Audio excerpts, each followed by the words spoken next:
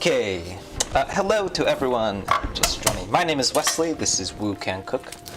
Today I'm cooking up one of my favorite stir fries that's super easy, that I love doing when I don't know what else to cook. But also it's just a super simple one that is super easy to come together in a single wok. So it's loosely based off of a Gordon Ramsay recipe that is, I think, in my opinion, intentionally simplified and kind of dumbed down, just to make it a little bit more easy to follow and like knock out in a I think the recipe is intended to be able to knock out in maybe 5 minutes.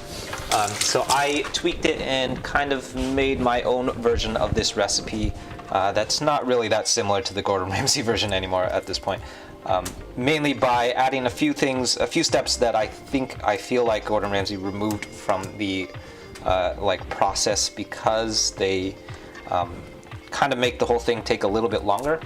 So it's like he was taking some shortcuts that I felt like were not necessarily beneficial to the overall recipe and also not that difficult to kind of throw it together. So I kind of tweaked it and made it my own and did a few things to, honestly, in my opinion, make it a little bit better and definitely a little bit more flavorful. So if you have any questions for me, feel free to drop your questions in the comments. We are live on YouTube today for the first time ever. So that's interesting and exciting, and I don't really know what's going to happen there. So for anyone who is also following us on YouTube, I recommend hopping over to YouTube and checking out some of that content. YouTube is where, other than live streaming for the first time, where most of the recipe videos for everything that I cook on these streams will eventually pop up. This particular rice noodle stir fry dish is a recipe that I put together. I think it was one of the very first recipes that I put on the internet. So that might have been back in July or August. All of those recipes always pop up on my YouTube channel. Oftentimes, those recipes will be things that I filmed during a live stream, just like this. Frequently, I'll stream or I'll live stream something and then film it, and then realize that I messed something up during the live stream, so it won't actually end up on YouTube. But most of the time, as long as I don't fuck something up, it usually ends up on the internet somewhere. So, if you're interested in reproducing this particular recipe yourself, I recommend hopping over to the YouTube, or if you're already watching us on YouTube, I recommend subscribing and following along with the written recipe video, where things generally, I feel like, move a little bit slower and are a little bit easier to follow along with if you are interested in reproducing this particular rice noodle stir fry yourself. So, as with many of our recipes, I'm starting by crushing and mincing some garlic, followed by fine mincing some ginger. So if you have followed my streams or recipes before, you'll know that very, very frequently these will be the two fundamental ingredients that we start off with. And that's because the layers of umami very frequently will start with ginger and garlic. So it's not necessarily because we're trying to impart the flavors of ginger and garlic. Otherwise, everything that we cook would taste like ginger and garlic.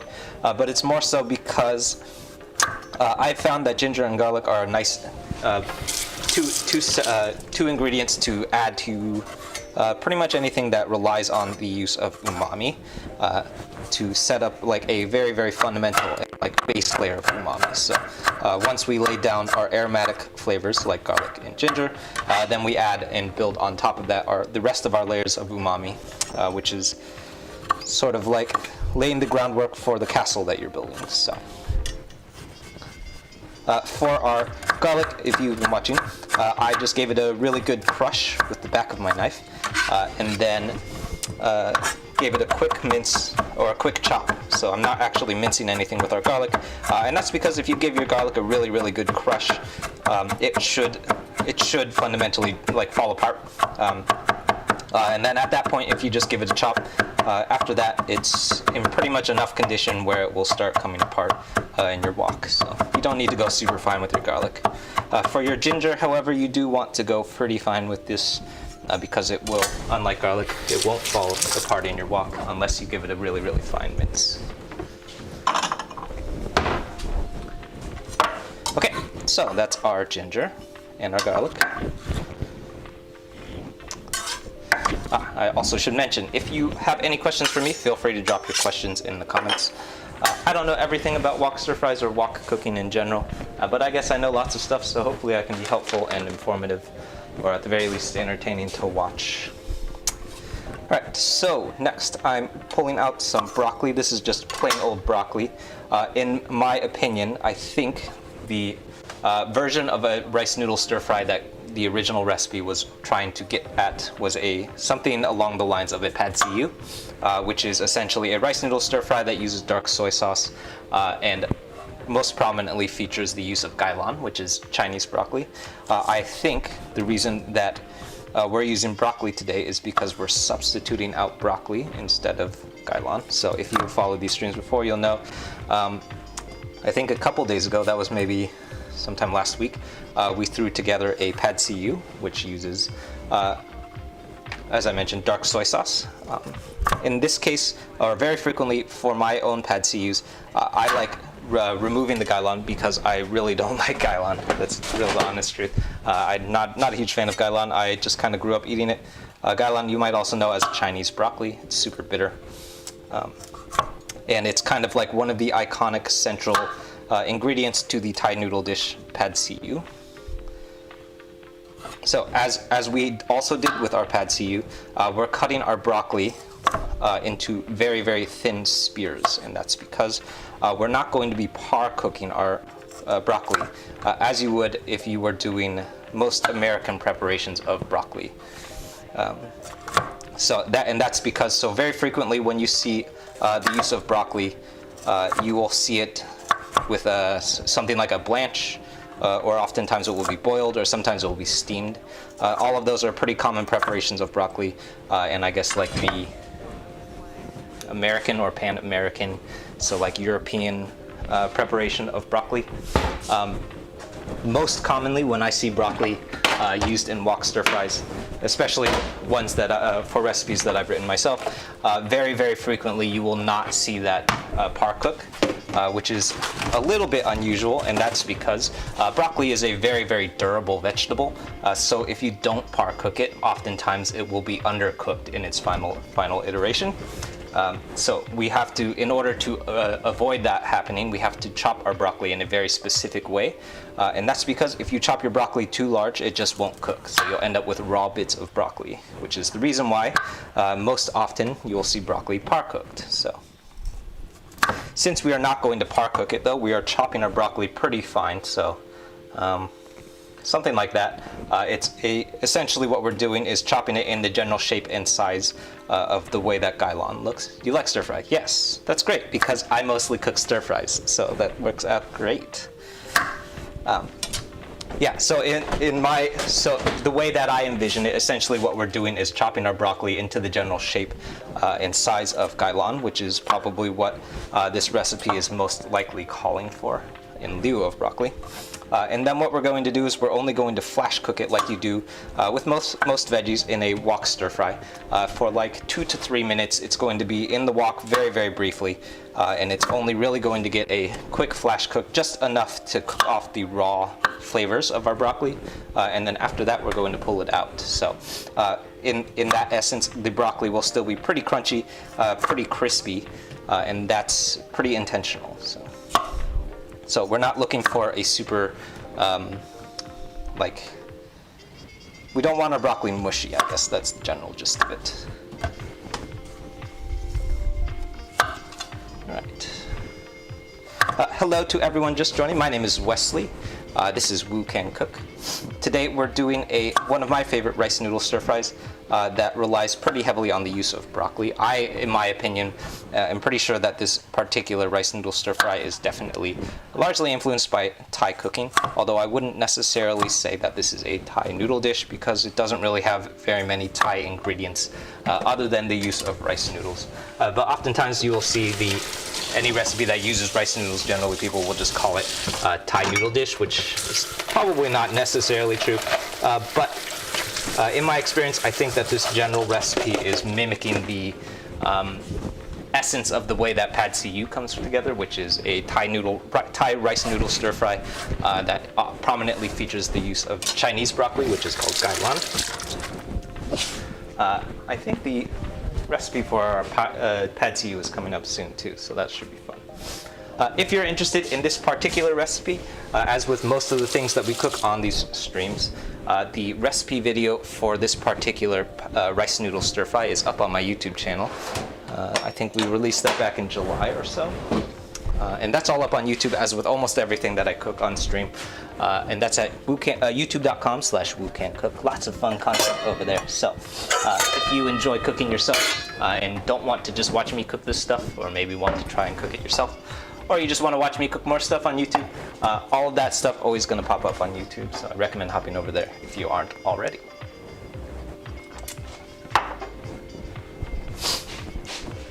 Okay.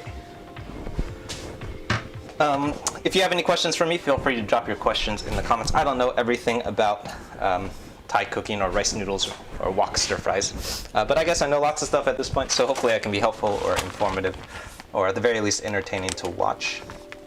Quick side note, so very frequently you will see me when we are doing these streams that like I'm probably just generally pushing stuff in this direction. That reason for that is because my sink is right here, but I'm actually not throwing stuff away or into the disposal. What I am doing is, most of the time, if it's food related, I'm throwing it into this Ziploc bag, so this is kind of a side note.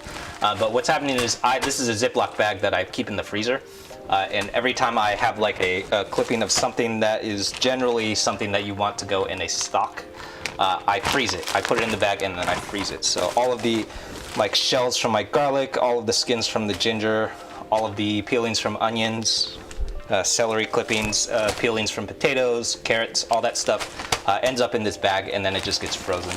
And then what happens is every like maybe once a month or so, I'll throw this into a pot with 1 or 2 beef bones, and then I'll make some beef stock, which is super useful, and you will frequently find an ingredient that I use all the time. And it's sort of like what I like to refer to as like the magical garbage water that is the secret ingredient to like 70% of everything that I cook, which is essentially what broth is. It's essentially just vegetable garbage boiled with bone garbage.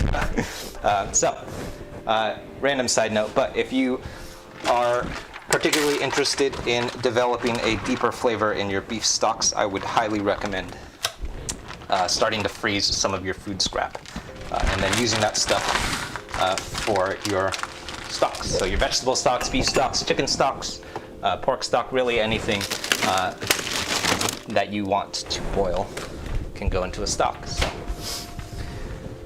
All right, so next I'm gonna do some chicken breast here. I have done this particular recipe with just about every kind of protein that I can think of. I have definitely done it with tofu for a vegetable version, or a veggie version that is super tasty. I've also done it with chicken thigh, and I've definitely done it with chicken with pork, and I think that I've done it with sirloin steak too. All of those things will work. I am using chicken breast today mainly just because it's the first thing in the freezer that I could find that was already defrosted, or mostly defrosted. In my personal opinion, I think that the chicken thigh is probably the best version of this particular stir fry. But chicken thigh will work too. I like the chicken thigh a little bit more because it's a little less fatty, so it cuts down on some of the richness that we're getting a lot of already. So for my chicken, I'm cutting these into pretty thin strips, so these are going to be pretty toothsome, but also pretty manageable in bite sizes, so we won't have to work super hard to get a good cook on these.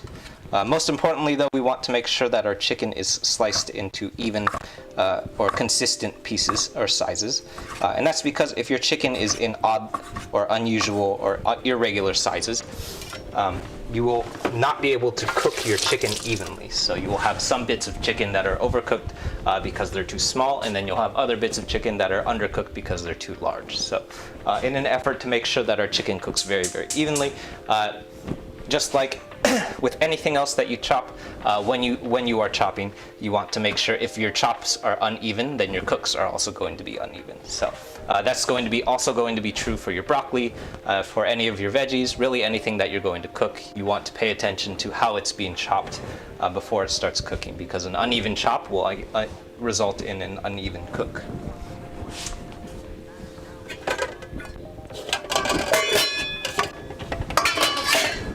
Alright, Yan Can Cook reboot. Yes! Lots of people mentioned that. My name is Wesley. I started a channel that's called Woo Can Cook. If you're not familiar with PBS in the 90s, there was a show on PBS run by a guy named Martin Yan. Martin Yan was one of my favorite chefs growing up. Mainly because, well, for a lot of reasons, mainly because he was super funny, and he would chop really, really fast with one of those giant Chinese cleavers, and then not even look, which is crazy, and I'm super bummed that I don't honestly know what he's doing anymore. Definitely Yan Can Cook is no longer on the air, which is a bummer. But yes, if you are wondering, our channel title is a homage to the Martin Yan cooking show called Yan Can Cook. And his tagline is Yan Can Cook, so can you, which is why the title above our alert list is Woo Can Cook, so can you. So if you are interested in cooking, subscribe on YouTube, because you can cook too. Alright, so for our chicken, I'm going to do a super simple marinade. I'm not going to get too complicated here because most of our richness and flavor is going to come from our sauce. But I'm going with, that's going to be 4 tablespoons of soy sauce, then a pinch of kosher salt. And then I'm actually going to add a little bit of lime. Ming Tsai is also solid, yes. And Ming Tsai has actually been collaborating, I think, quite frequently with Kenji Lopez, which is super exciting because those are 3 of my favorite chefs. And all 3 of them are doing awesome stuff, so that's super fun. Oops. Okay. So, cleaning off my board real quick because we chopped some chicken. And then we're moving on to our lime. My lime is not looking super hot, but it is still okay. Anytime that you're chopping a lime, did I just cut chicken on that board? Yes. Anytime that you're chopping a lime up, before you chop it, before you open it up, you want to make sure and roll it a little bit. And what happens when you roll it is it starts releasing some of the juice in the lime. So if you have a super, especially like under-ripened or slightly under-ripened limes, first of all, you shouldn't be cutting an under-ripened lime. But if it's slightly too hard, give it a roll, and what happens is it will start releasing some of that juice inside here. Right, so I'm going to chop this in half, and then I'm going to take one of these and chop that into a quarter. And the second quarter, these 2 quarters we're going to set aside, and that's going to be what we eat with at the very, very end. And then I'm going to take this second half and give it a good squeeze into our marinade.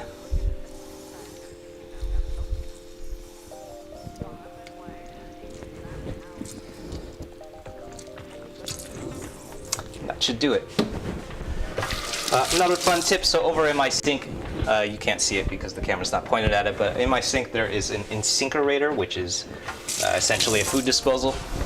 If you have leftover limes or lemons or oranges, really anything citrus, toss that stuff into your food disposal, and it will start, or it will do some work to clean up what's going on inside of the disposal. So it's kind of like cleaning your disposal. So anytime I use a lime, I always make sure and throw it down the disposal because it's, especially if it's starting to smell, that's super useful in your disposal. Right, so that's our marinade for our chicken. If we were really committed, we would probably set this aside for maybe like 45 minutes to an hour. I'm not going to do that because I'm hungry. I'm probably going to let that will marinate for maybe 10-15 minutes. And that should be good enough, I think.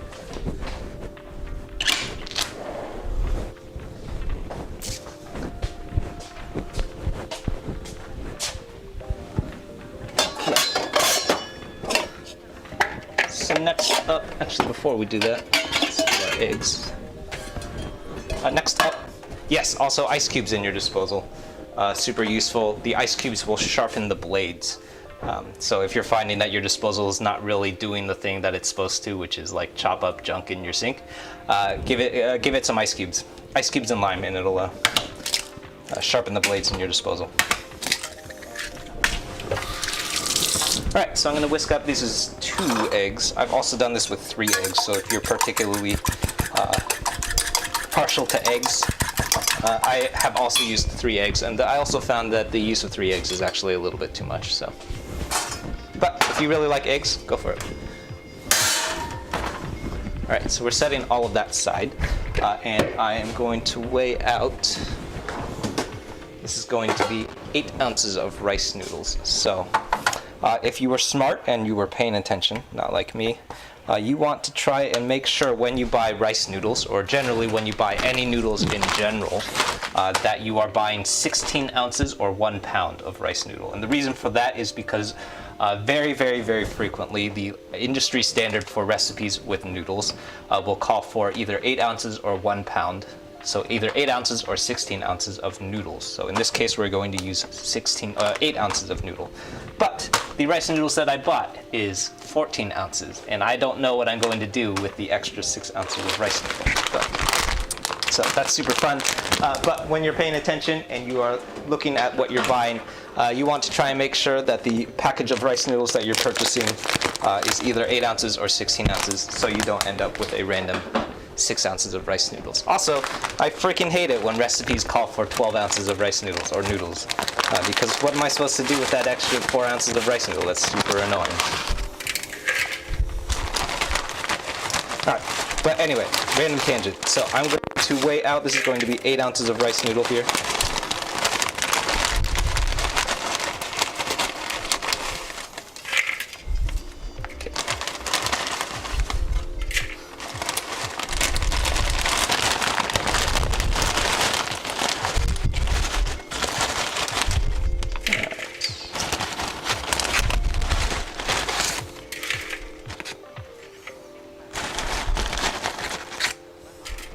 COVID 2100. Yeah, you're back. I'm starting to recognize a lot of folks. A lot of folks are coming back lately, so that's pretty cool. I've definitely seen you pop up on another stream before, so that's super fun.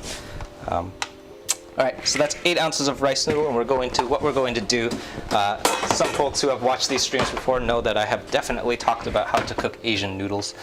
With Asian noodles like rice noodles, which is also going to be true for things like chow fun or Shanghainese noodles, so things for chow mein, anything, or generally anything that we use for Asian noodles.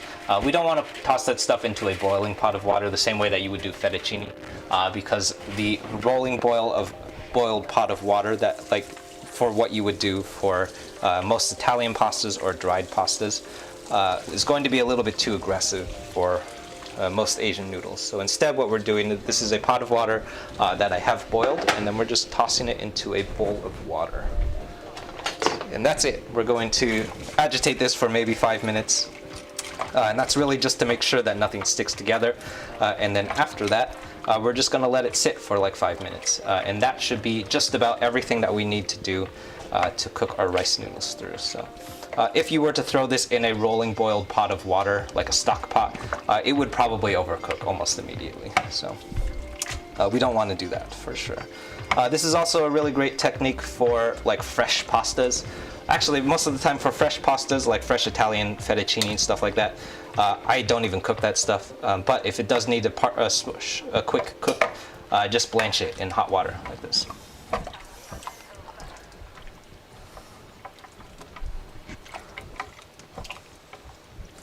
Yeah, definitely. Asian noodles in general, I feel like that's going to be true. So it's also true definitely for vermicelli. I do the same thing for like potato starch glass noodles, so noodles for japchae, so Korean noodles. I have also done the same thing for ramen. That's definitely true for ramen. All of those noodles are a little bit too delicate for boiling, like rolling boil a pot of water. And it really doesn't take much. We're going to agitate this for maybe another 3 minutes or so. And that really is going to be everything that we need to do to get this to cook through. Udon, yeah, definitely true for udon too.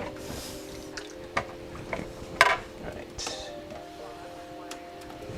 Cool. Hello to everyone just joining. My name is Wesley. This is Woo Can Cook. We're live on YouTube for the first time.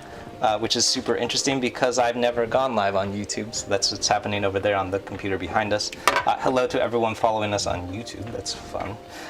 If you haven't already, I would recommend, or if you're not following us on YouTube, I super recommend hopping over to YouTube if you are interested in cooking stuff yourself. Generally, almost everything that we cook on these streams will pop up on my YouTube channel at some point.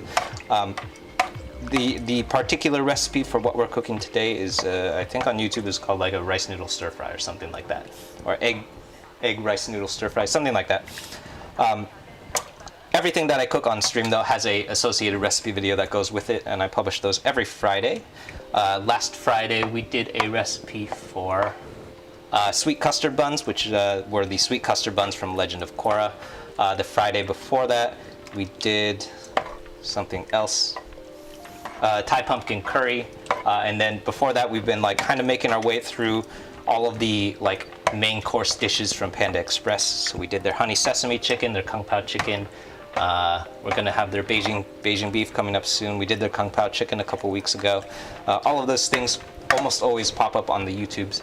And I'm pretty sure that I cook all of those things on a live stream at some point. Very frequently, the videos themselves will be filmed on a live stream. So oftentimes, if you see me mess something up in the live stream, very frequently that will actually end up in the video itself too. So if you're interested in stuff like that, I recommend hopping over to YouTube.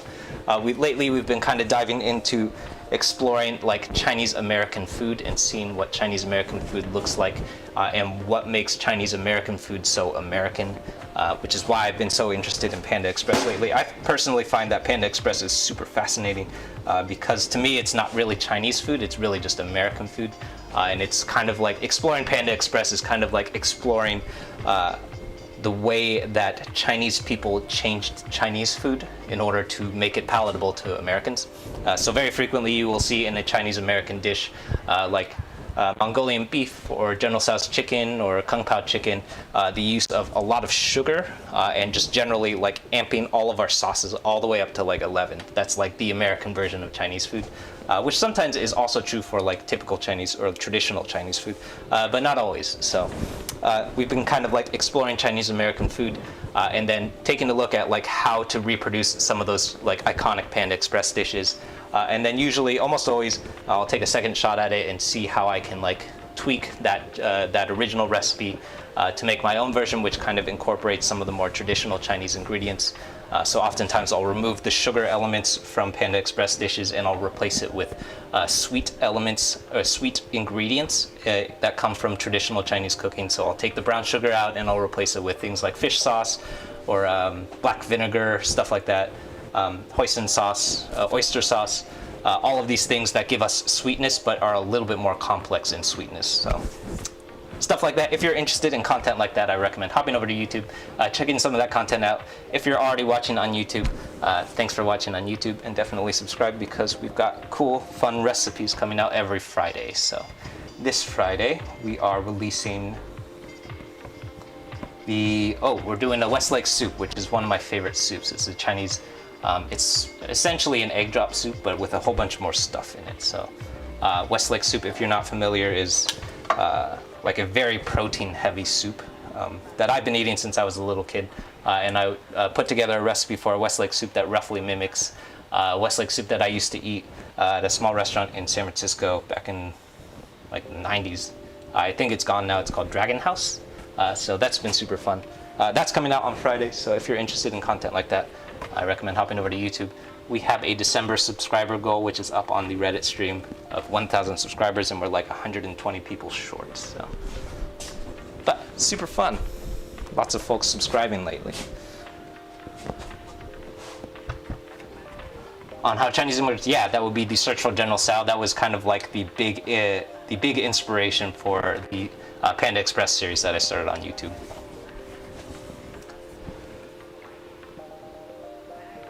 Cool.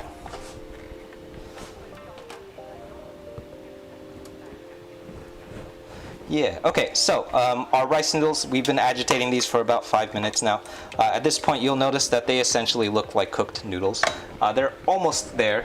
We're gonna let those soak for another 5 minutes or so, just long enough to let them cook a little bit more, and that will give us just enough of a cook through that we can toss them into our wok stir fry.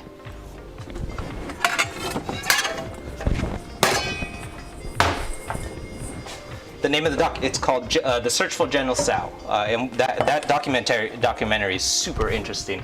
And it kind of like explores Chinese food in the 50s, I think like 30s to 50s.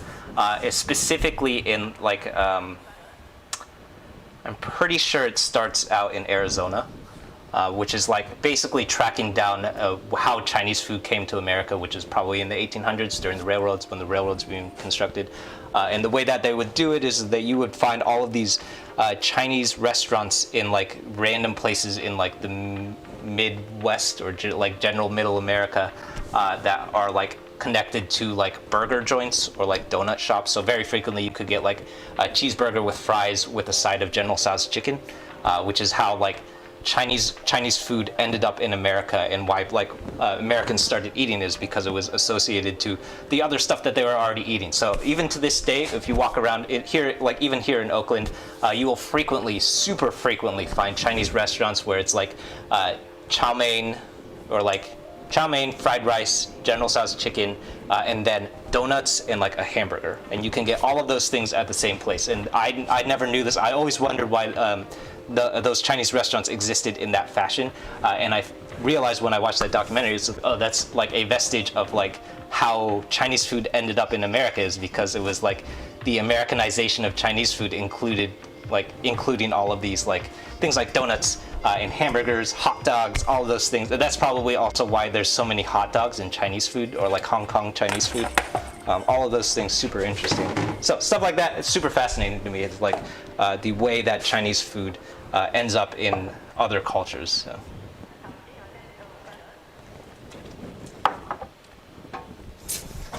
Yeah, the oldest one in America. Yeah, super great. Okay. So next thing I'm going to do, or the very last thing I'm going to do before we move over to the stove, is assemble our sauce. The sauce elements, I think, definitely in the version that I based this recipe off of, which is if you are just joining, is a Gordon Ramsay recipe. He just tosses stuff into the wok. He just like drops soy sauce into the wok. Very frequently, you will also see the same thing happen in things like street food. So like Taiwanese street food, even in restaurants too. Sometimes you'll see them like ladle stuff with just a giant soup ladle and drop it into the wok. The reason that they can do that, especially in those restaurants, is because they have made those dishes. They're probably making those dishes like 50 times a day, sometimes more, right? So those guys are probably not even tasting what they're cooking at that point, because they make it so many times they honestly don't need to taste it anymore. I'm not that familiar with the thing that I'm cooking, so what I like to do before I move over to the stove while we're still off heat is assemble our sauce in a separate bowl off heat, and then we have the opportunity to taste what our sauce is actually going to taste like. So that gives us a little bit more control over what we're adding to the dish, so we're not just adding soy sauce. Same thing with our marinades, especially like if you're working with raw meat. So once something is in the wok, especially if it's still raw, you're not really going to have an opportunity to taste it until farther along. So I like assembling this stuff in a separate bowl off heat before we hit the wok, because we have a little bit more knowledge and understanding of what our actual dish is going to taste like before we start cooking. So, YouTubers, what's the best way to cook rice? I always cook it in a rice bowl, or in a rice cooker. Yeah, exactly, buy a rice cooker. So I'll show you with my rice cooker. A whole bunch of airtime, because folks have been donating airtime a lot lately, so we can do things like explore how to cook rice. So this is a rice cooker. This is a Zorjirishi rice cooker. It's super fancy, but you really don't need a super fancy rice cooker. And the way that I have always known how to make rice, and I'm pretty sure this is a thing that like every Asian has been told from their mother, which is why I'm pretty sure you must be asking about the Uncle Roger video. The way that we have always done it, so on your finger, you have a first knuckle right here. So this is a thing that every Chinese Every Chinese kid has been told by their mother, who was told by their grandmother, who was probably told by their grandmother. You fill the rice up. You don't really need to know exactly how much rice you're cooking. All that you really need to know is where the water line meets on your knuckle. So you'll fill up the rice. The rice will come up somewhere. If you have a nice rice cooker, it will have a line here. So that line will tell you, okay, we're cooking about a cup of rice. And then we fill up the rice cooker with water. And then we add our finger into the water and put your finger down until your finger makes contact with the rice itself. And what you want to do is make sure that that first knuckle is covered in water. So if there's not enough water, your first knuckle is probably not going to be wet. So you want to fill up with water up until your first knuckle once your finger is touching the rice. And that's how almost every Asian, I would guess, has been taught how to cook rice. That's definitely how my mother taught me. I know that's how my mother's mother taught her. That's how I feel like every Asian since the invention of rice cookers has been taught how to make rice. So I honestly didn't know that you could make rice on a stovetop until like college. And I had a white friend that told me that he was going to make rice. And I had to ask him, I was like, how are you going to make rice without a rice cooker?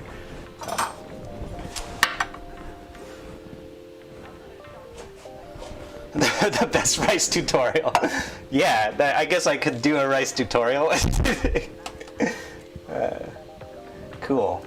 Cool. People watching on YouTube, that's super cool. Hello to everyone watching on YouTube. This is super new and interesting to me. This is our first YouTube stream, so if it's not working or if something's going wrong, let me know, because I've never used the YouTube streaming platform before. So thank you for subscribing to Arden. That's Hamcharo. Hamcharo likes ramen. He pops up every time someone subscribes. Almost every time someone subscribes, very frequently Hamcharo is missing, and I'm very sad. He's my favorite little guy. He's also very hungry, so please feed Hamcharo. For our sauce, I think the original recipe, it calls for 4 tablespoons of soy sauce, and then I think it just stops there. So the Gordon Ramsay recipe just has sauce and then maybe a little bit of salt. I found that that is super subpar and kind of just results in a kind of a bland stir fry. So I added a few things. I'm also adding, this is 2 tablespoons of rice vinegar. And then this is going to be 2 tablespoons of sambal olek.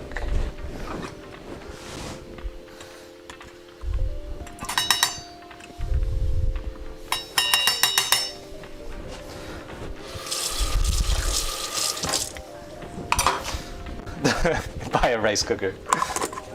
It's like a subreddit rest of the fucking owl thing. How to make rice? I don't know. Buy a rice cooker. All right. The last thing I'm going to add is sweet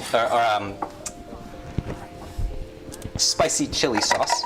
Spicy chili sauce is pretty similar to sambal olek, and I feel like if you're already using sambal olek, you maybe don't even need to use spicy chili paste. But I do feel like it adds a little bit more of a heat and a punch than sambal olek does. So I think I'm going to use, I'm kind of adding this on the fly a little bit, but I'm going to add 2 tablespoons of our spicy chili paste. And if you're wondering what the difference is, so spicy chili paste, it has a little bit more of an oily consistency, so I think you can probably see this. It's a little bit oilier, which means that it's got, actually that's not necessarily related, but it's also like a little bit like more forward and like it kind of punches you in the face a little bit more. So like I feel like in the realm of like spicy things that you can add to a dish, sambal olek is like at the very bottom of like, this is fine. This is not that spicy, but it's also like gonna add some heat. And if you add a little bit of spicy chili paste, it kind of gives it another level up. What are we cooking? Yeah, hello to everyone just joining on Reddit and also on YouTube for the first time. My name is Wesley. This is Woo Can Cook. Today we are cooking a rice noodle stir fry that I'm going to be doing in a wok. So our wok heating up behind us. This is one of my favorite rice noodle stir fries because it's super easy to throw together. today, if you're interested in what we're making today, I recommend hopping over to the YouTube channel where we are also streaming right now, but also on YouTube. That's where we publish most of the recipe videos that go along with pretty much everything that we cook on stream, including the recipe for this particular rice noodle dish. But also there's a good recipe for a pad thai, which is another rice noodle stir fry that comes from Thai cooking. And I think the pad see ew is not out yet, but that's coming up this Friday? Next Friday. One of the Fridays. Every Friday we release a new recipe video that's up on YouTube. This Friday I think is actually Westlake soup. The following Friday will be pad see ew. And then just lots of more fun recipe videos coming up on YouTube very, very soon. That happens every Friday. We just finished talking about this, but we have been making our way through all of the food from the Panda Express menu and sort of exploring what like Chinese American food looks like and why it looks like the way it looks like when it kind of turned into American food. So that's super interesting to me, is like how American cuisine has influenced Chinese food in America. Yeah, pad thai and pad see ew. Yeah, so both of those coming up on YouTube. Pad see ew I'm pretty sure is coming up next Friday. And pad thai is already up actually, so we have a whole series on Thai food. We also did a Thai pumpkin curry, and I'm working on a pad ki mao right now, or you might know it as a drunken noodle. Sophie, cool, thanks for subscribing. That's Ham Chow. He's very hungry.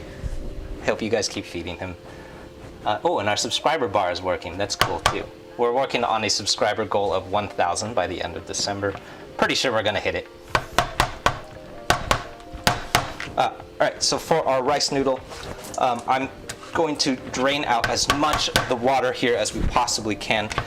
We want to get as much of this water out now before it gets into our wok, because the more water that we add to our wok, the more problems we're going to have with a like super mushy kind of like porridgey consistency with our stir fry. So if you've ever had a stir fry that's super mushy, this is the reason why. It's because you didn't have enough high heat in your wok, or there was a little bit too much moisture, or a combination of both.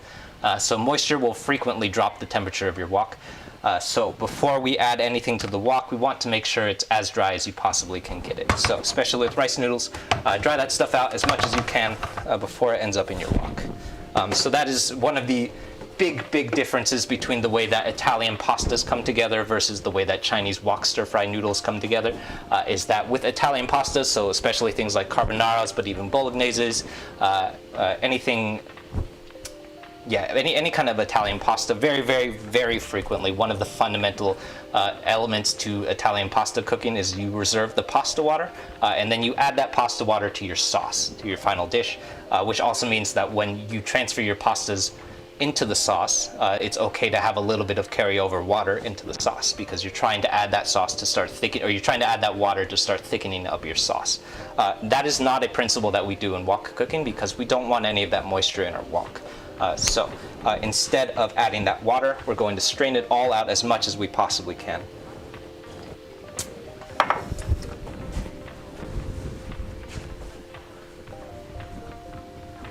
Will I be announcing what you will be cooking? So yes, that's a good idea. I will figure out how to do that. That's a really good idea. I will probably start. Some folks on YouTube have asked if I'll be announcing what we're going to be cooking beforehand, so that you guys can follow along and cook it with me. That's a really great idea. So I will definitely start doing that. And then you can kind of like gather some of the ingredients for what we're cooking, so you can cook it along with me.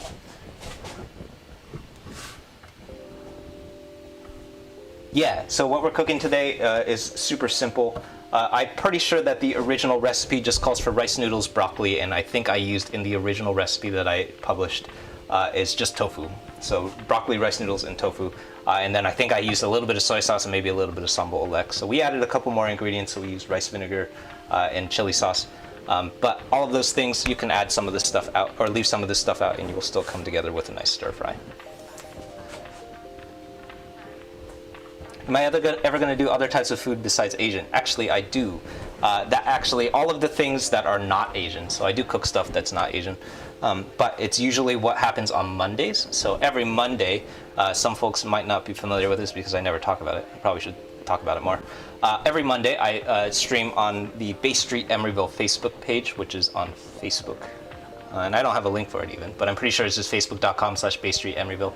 That happens every Monday, and that's generally where anything that's non-Asian pops up. So last Monday, so yesterday, we did red bell pepper, roasted red bell pepper romesco. The Monday before that, we did something pasta. I forget now. I can't remember everything that I cook anymore. But we've done we did pork chops last Monday. We did a pan-seared steak before that. So all of the non-Asian stuff pops up on Monday meals. That's called Monday Meals with Wu Can Cook. That's on the Bay Street Emeryville Facebook page, and it's it's one of my favorite things to do on Monday nights. So all that stuff over on YouTube, or all that stuff over on the Facebooks. And if you're looking for the Asian stuff, that's generally either here on Reddit, over on YouTube, or sometimes now live on YouTube. Cool. So let's pop over to the stove. Over on my stove, I have my wok. This has been preheating for quite some time now. This has been preheating for about 30 minutes at this point. You probably don't need to heat your wok for 30 minutes. I really just turned it on and left it going. But you do want to let your wok heat up as hot as possible before you start cooking on it. And the reason for that is you don't want to cook on a wok that is underheated. So one of the downsides to wok cooking at home is that you won't ever have the same amount of temperature that those restaurants or those street videos that you've seen do have. And that's because those woks that they're cooking on have these huge gas ranges that they look like, they kind of look like jet engines. They literally look like jet engines actually, because they're shaped and have this huge amount of fire and huge numbers of BTU. You will never be able to get that on your home range unless you have a commercial kitchen at home. You're never going to have that amount of BTUs. So that doesn't necessarily mean that you can't cook on a wok at home. It just means that we have to do a few things to work around the lack of heat.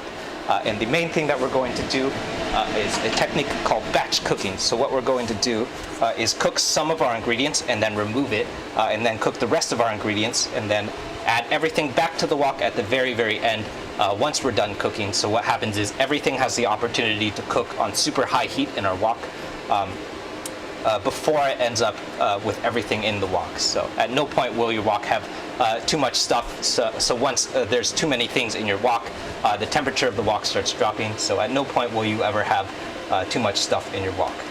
And that's a technique that we call batch cooking.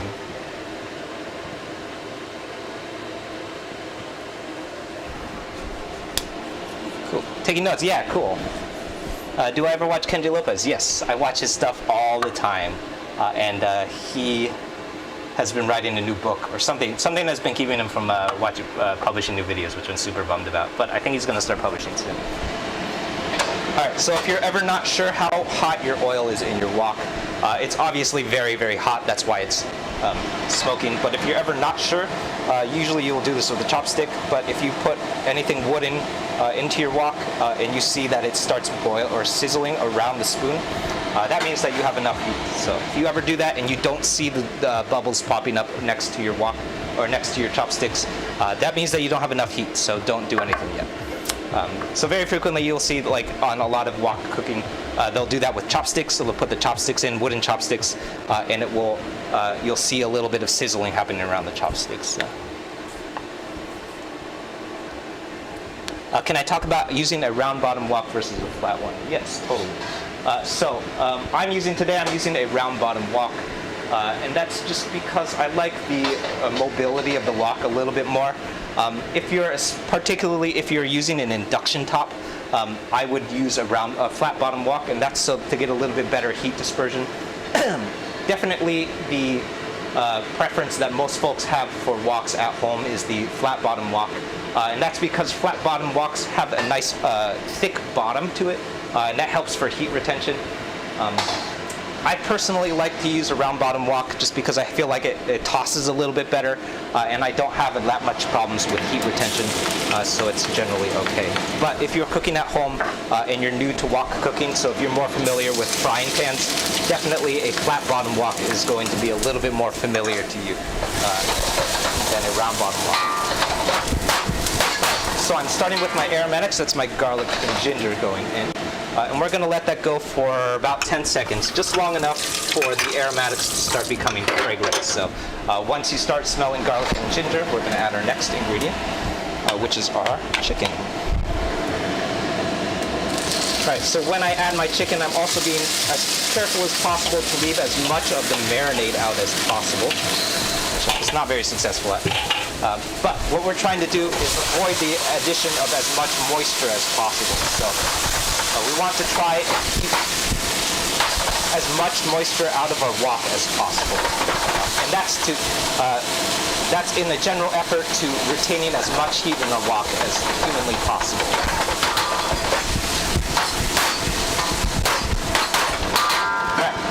So we're going to let that go. That will take maybe another 2 minutes, maybe like 1 minute. We're going to let that go though, and kind of let some of the heat come back to our wok, and then we'll be ready to move on to our next ingredient.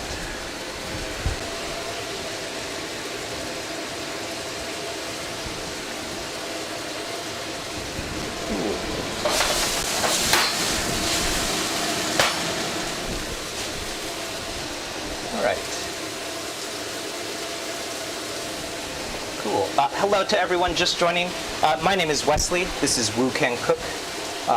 Today we're doing a rice noodle stir fry that's loosely based off of a Gordon Ramsay recipe that in my opinion, was a little bit dumbed down to make it a little bit easier. I think it was like one of those like recipes that you can do in like 10 minutes or less or something. So I made a few additions that makes this recipe a little bit longer than 10 minutes, maybe like 15 minutes at this point. But I think that the additions that we added make it have a little bit more depth of flavor and a little bit more complexity in its final stage. Right. If you're particularly interested in cooking what we're cooking today, this recipe, along with pretty much everything else that I cook on stream, has an associated recipe video to go along with it. And that's always up on my YouTube channel, which some folks are already watching on. And that's at youtube.com/woocancook. Right, so I'm removing my chicken, and then we're going to wipe down our wok and move on to our next ingredient. So this is the process that we call batch cooking, which is cooking our chicken and our garlic. And then I'm rinsing down my wok, so I want to get all of this stuff off our wok. There are differing theories on this step. I personally don't like to leave that stuff in my wok. Unfortunately, what that does mean is that essentially what you're rinsing out when you rinse your wok out is flavor. So all of that, like the fat and the sauce and all of the caramelization that's happening on the bottom of your wok, that's what we're rinsing out, which is kind of a bummer, but it's kind of one of the sacrifices that you have to make when you do the process of batch cooking. You don't want to let that stuff stay in your wok, because what will happen over the course of the next 2 ingredients that we start cooking is that stuff is going to burn, and then you're going to end up with charred bits of stuff at the bottom of your wok, which is not what we want. All right, so in order to avoid that from burning, I'm rinsing down my wok, and then I'm going to wipe it down briefly. And then I'm going to start all over again. So we're doing another long yao. So I'm adding my oil back.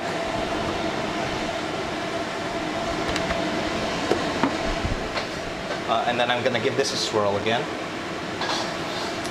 This is the process in Chinese cooking that we call long yao, or the process of developing a nice non-stick surface on our wok, and that's done by preheating your wok and then adding the oil. So if you add the oil and then preheat your wok, then you're going to end up with a wok that's probably going to stick. So we don't want that. So in order to develop that nice non-stick surface, we heat the wok and then we add the oil. So in some videos, if you watch like a lot of Chinese street cooking, you will very, very frequently see chefs do the long yao process with huge amounts of oil. So I've seen some folks use like an entire cup of vegetable oil for their long yao. What they do is they put an entire like ladle full of oil into the wok and then do that swirl and then pour out most of that oil. And the reason that they can do that is because eventually they're going to use all of that oil because they're cooking huge amounts of food on the street. We're not going to do that because that's a huge waste of oil. And I've also found that a long yao with just like 4 tablespoons of oil or so is just enough. So, hey, What's up, everyone? No sympathy for police. Yes, that's a good sound. You're late to the show. That's okay. We got plenty of cooking going on still. Yes, hello to everyone just joining. My name is Wesley. This is Woo Can Cook. We're about halfway through cooking our vegetable or our rice noodle stir fry. Next, I'm going to add our broccoli to our wok.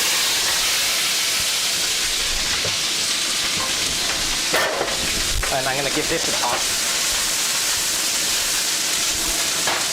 And we're going to let that cook off for about maybe another minute or two. What we're really after is just cooking off some of the rawness of our broccoli. So you'll notice, if you've been following along this whole time, that we did not do any par cooking to our broccoli. And what you'll find when most recipes, or especially like Eurocentric recipes, use broccoli, is some kind of par cook. So very frequently with broccoli, you'll see it blanched. Sometimes you'll see it boiled. Even sometimes you'll see it like baked. I guess that would be some kind of par cook. Or roasted or broiled sometimes. In this case, we're not doing anything. That's literally just raw broccoli. So this is a technique that comes up with vegetables in wok cooking all the time. The difference is that with a piece of broccoli is a very, very sturdy vegetable. And when you don't par cook broccoli, what happens is it will very frequently undercook. So in order to avoid that from undercooking, we've cut our broccoli into pretty thin spears, and that's just to make sure that we get a nice cook through on our broccoli.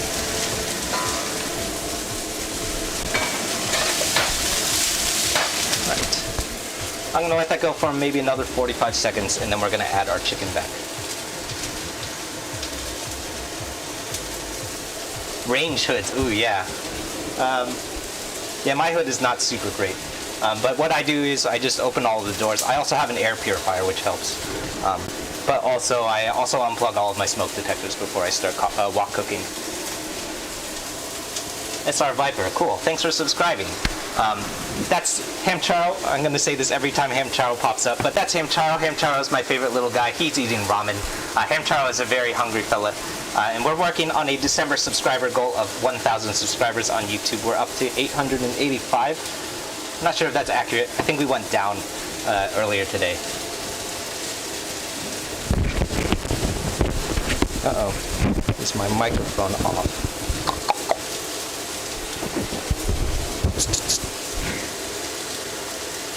Mic check, 1 2 1 2. Is this still working? Mic check, 1 2. 1 2.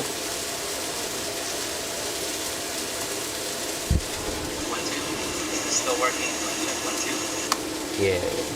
Cool. All right. Ooh, that's a little overcooked. I'm gonna add my chicken back to the wok here.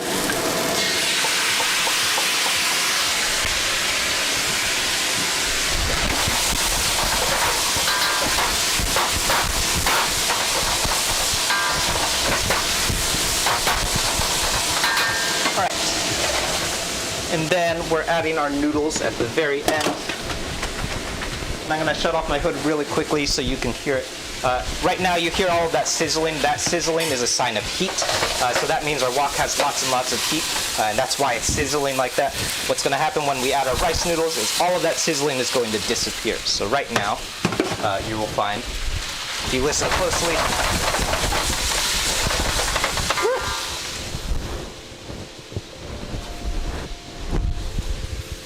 don't do that. Our wok is no longer sizzling, and what that is an indication of is all of the heat just disappeared from our wok. And the reason for that is because we just added a whole bunch of stuff to the wok. That's okay because we're also essentially done cooking. But if at any point you're cooking on a wok and you hear that happen, that's not a good sign, especially if you're not done cooking. So you always, anytime you're cooking on a wok, want to make sure that you're hearing that sizzle. So if you listen right now, there's literally no sizzling, and that's a sign that there's no heat left in our wok. And if you're still cooking an ingredient and you don't hear that sizzling, what it means is that you are on your way to a super mushy stir fry, which is not good. In this case, that's okay because we're also done cooking. So we're not cooking any elements anymore. We're essentially just cooking on residual heat. So I'm adding my eggs to the wok here.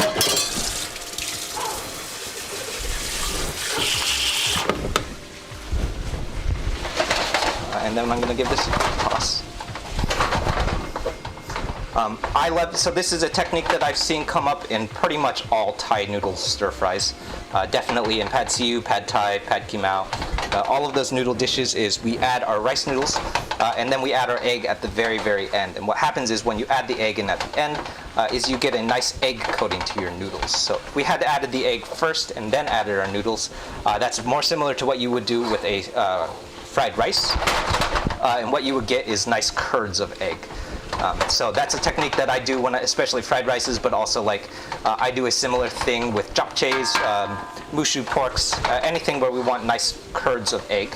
What we do is we add our egg first and then we add our noodles. In this case, we don't want curds of egg. We want nice rice noodles coated in egg, so we add our egg last. Right.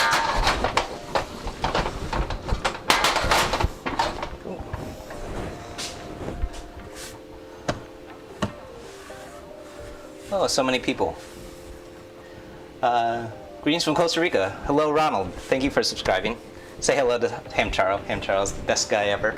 Hamcharo loves ramen. Hamcharo is very, very hungry. So I hope you guys keep feeding him. He loves ramen. He also loves new subscribers. So right now we're working on the subscriber goal of 1,000 by the end of the year. I'm pretty confident we're going to hit 1,000, but if we don't, it'll be okay too.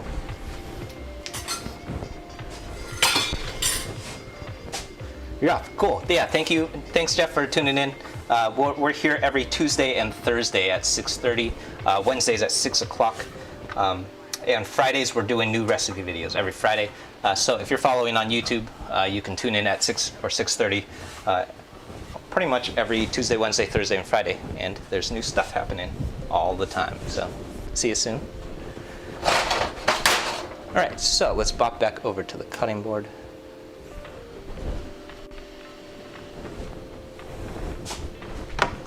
Up.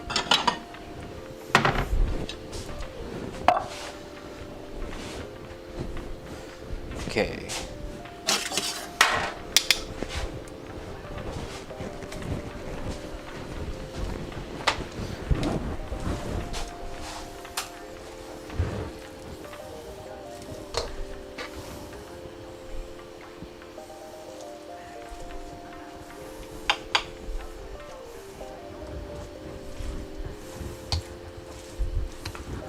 So even at this point, our eggs probably need or still have a little bit of cook to go through.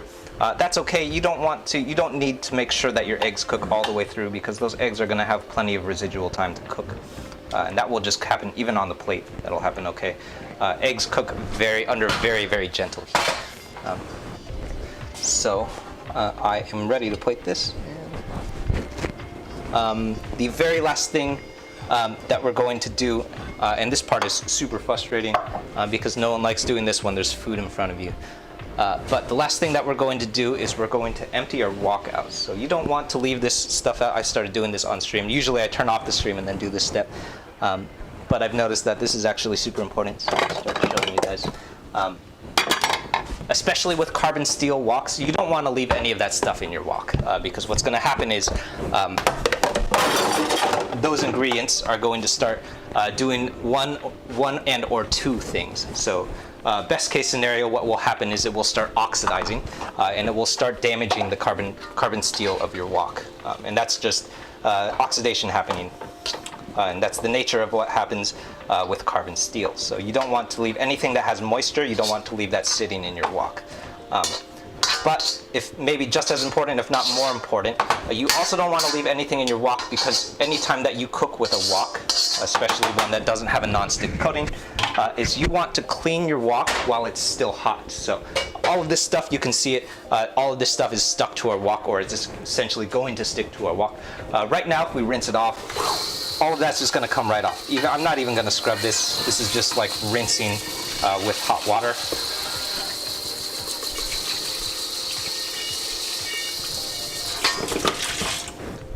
And you'll notice that almost everything just came off. And that just came right off with a little bit of water. And that's because while the wok is still hot, there's still a very, very nice non-stick surface going on. If we did that like 30 minutes or an hour later, after you finished eating, what would happen is all that stuff is going to stick to your wok, and then you're going to have to start scrubbing. So one of two things will happen at that point.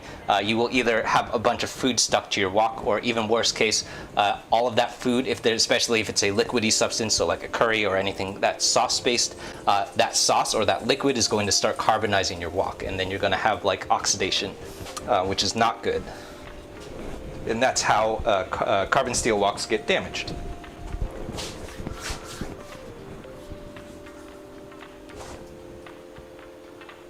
I just hit 900. Oh, cool. That's awesome. I think we started the stream at 870, something like that. I wasn't paying attention. But I think it was at like 870 when we started. So I'm going to do two things to clean off our wok at this point. So I'm wiping it down very, very briefly. And that's just to get all of the remaining stuff that didn't come off in the rinse. And then the last thing I'm going to do is take a super small amount of oil, and I'm just rubbing this similar to the way that you do cast iron stuff. I'm just going to give our wok a super thin coat of oil while it's still hot, and that's essentially seasoning it. Same thing that you would do with a cast iron skillet. And that means, and now your wok is ready to use again in the very near future. So.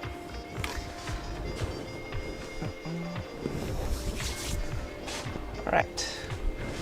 So that's super frustrating because there's food in front of you, and I know that you just want to eat the food. But the last 2 or 3 minutes of what you do before you start eating should always be clean your wok out. Don't leave anything sitting in it, especially if you're working with a carbon steel or even a cast iron wok. Don't leave any of that stuff sitting in your wok because you're going to damage the wok. Or even worse, you're going to have stuff stuck to it, and then you're going to have to scrub. And then even in the process of scrubbing, you might even end up scrubbing off some of your some of your seasoning, which is not fun. All of those are things that I have done with my wok, so not fun. We don't want that to happen. So if you're wondering, almost every tip that I give on these streams are things that I've probably done. So all of the mistakes that I've mentioned, all things that I've done, almost certainly. Cool. 880. Okay, so folks on YouTube said that we're at 900 already, so I'm guessing the subscriber goal count is off. I'll have to update that. What are we drinking? Tonight I'm just drinking orange juice. It's literally just orange juice. Not very adult of me, but I like orange juice. Usually I'm drinking scotch. Most frequently you'll see me drinking scotch. But I was a little dehydrated, so I didn't drink alcohol today. Yeah, can I eat some? I can definitely eat some.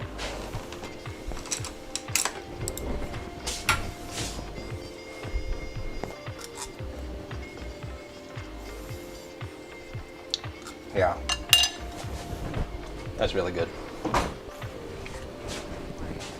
So I'll give you a little secret about chopsticks.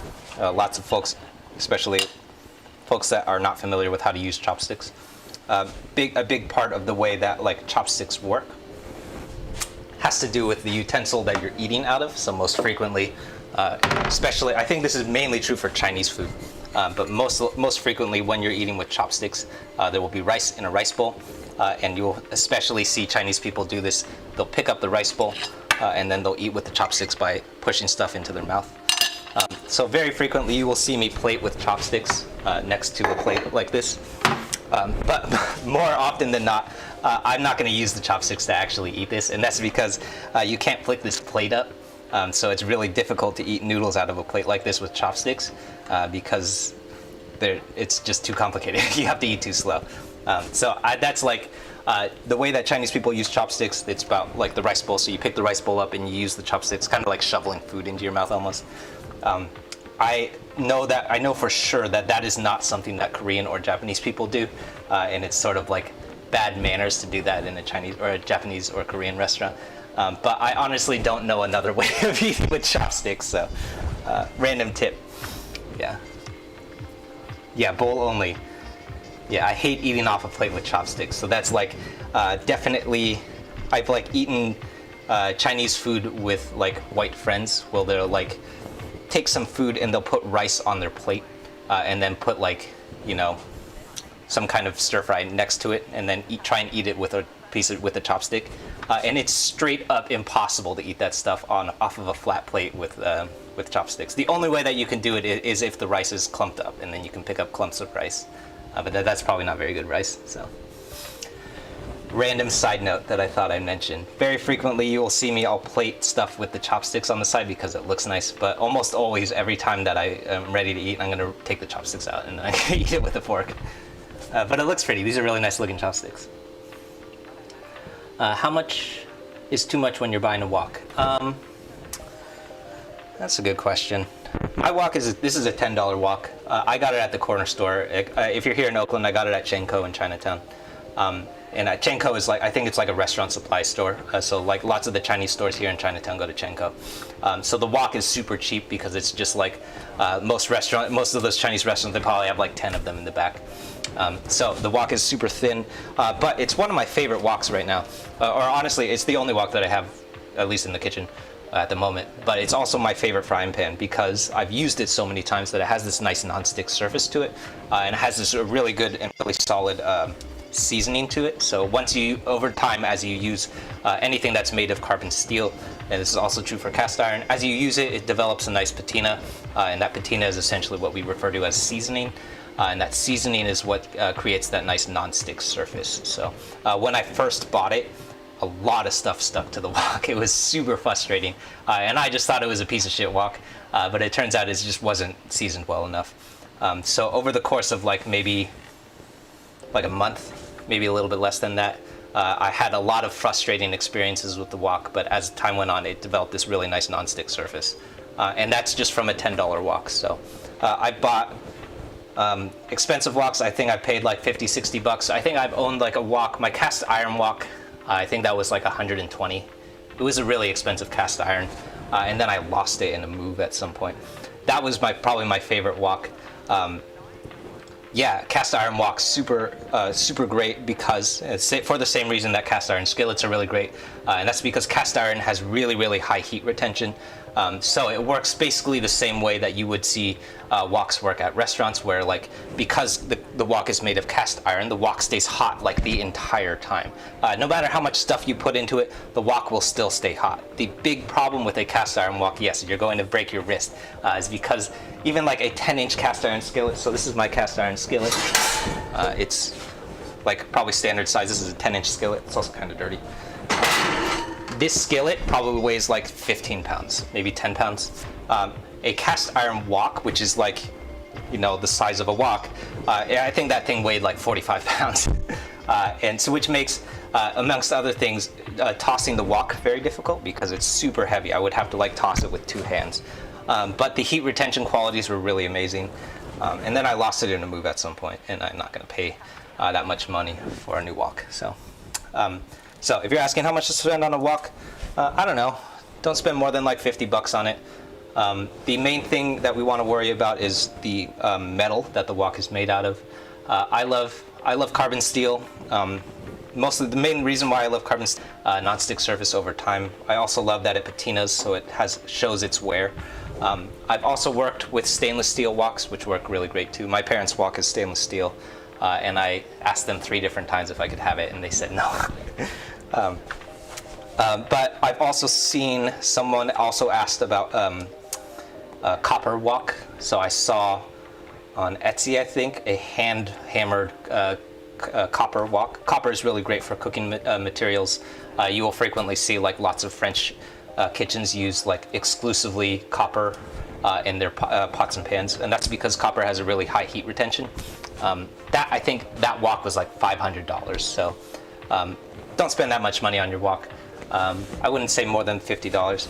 The only thing I will mention is make sure that you're not buying yourself a non-stick wok, and that's because non-stick coating, so Teflon has a quality about it that prevents whatever it's coating to get super hot, which makes Teflon coated pans really useful if you're frying an egg, for example, where you don't need super high heat. I don't know why you would have a non-stick wok, because non-stick wok is not going to get hot enough to do any kind of stir frying, so I don't know why you would want that. And unfortunately, when you go to Target or Walmart, most of the time the woks that you'll see there is a non-stick wok, so I don't know why they make those. Rice on a plate should be avoided at all costs, definitely. How often do I buy groceries? Every 2 weeks. About. I also live in Chinatown next to like 5 different Chinese grocery stores, so very frequently I'll just like walk across the street and grab something.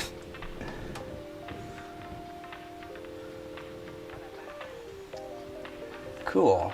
I think I covered everyone. If I missed your question, I generally try my best to circle back and answer everyone's question. But if I missed your question, feel free to repeat your question in the comments, and I'll do my best to get back to it. I will also, after the stream is ended, if I missed your question, I'll probably try and circle back and go back through and answer everyone's questions in written form if I did miss it. We're here every Tuesday and Thursday at 6:30 p.m., 6 o'clock p.m. On Wednesdays. That's in PST, so around this time every day. Every Tuesday, Wednesday, and Thursday. Lately we've been streaming on Fridays and Saturdays too, which has been interesting. Sometimes I will, sometimes I'm not. Weekend streams are a little bit less consistent because I'm not always available on weekends. But definitely Tuesdays and Thursdays, 6:30 PST, 6 o'clock on Wednesdays. And then every Friday we're releasing new content on YouTube, and that content is always a recipe video of some kind. So last Friday, so a couple of days ago, we did the Legend of Korra sweet custard buns.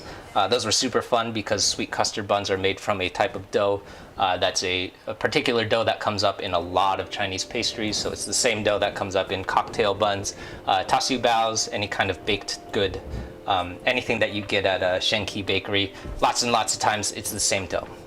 So learning how to make that dough is super useful and interesting because that means that I can make pretty much all of those things now because it's essentially the same thing with a different kind of filling inside. So we did that. That was in an effort to replicate the sweet custard buns from Legend of Korra. We also did the Legend of Korra sticky rice cakes. Lots of the content on YouTube is working towards recreating some kind of item in general. We recreated almost everything on the Panda Express menu at this point.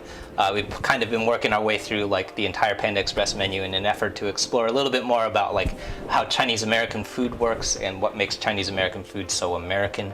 And like things like the elements of sugar and sweetness, the heavy elements of sauce, the high elements of MSG, all of those things still like do present themselves in traditional Chinese cooking, but in Chinese American cooking, all of those things, they're dialed all the way up to 11.